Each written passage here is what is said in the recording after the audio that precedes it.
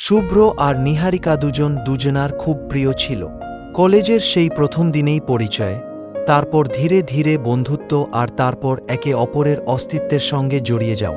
নিহারিকার হাসিতে শুভ্রের সকাল হতো।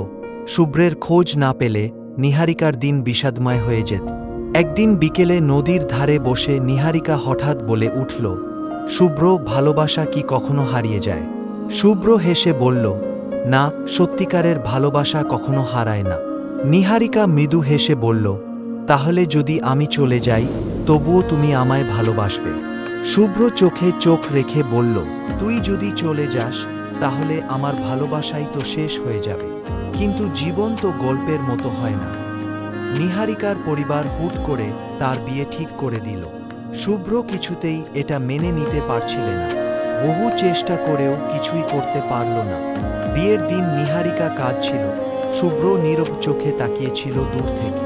এরপর কেটে গেল অনেক বছর। শুভ্র নিজেকে কাজে ডুবিয়ে দিয়েছিল, কিন্তু রাতের অন্ধকারে যখন পুরনো স্মৃতিগুলো ভেসে উঠত, তখন চোখের কোণে জল জমত। একদিন হঠাৎ রাস্তায় শুভ্রর সঙ্গে দেখা হলো নিহারিকার। দুজনেই থমকে গেল।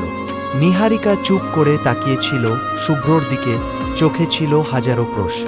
শুভ্র শুধু একটুখানি হাসল, তারপর বলল, সত্যিকারের ভালোবাসা কখনো হারায় না, নিহারিকা। নিহারিকা কিছু বলল না, শুধু চোখের কোণে জমে থাকা অশ্রুগুলো মুছে নিল। তারপর দুজন দুদিকে হাঁটা দিল, যেমনটা জীবন চেয়েছিল।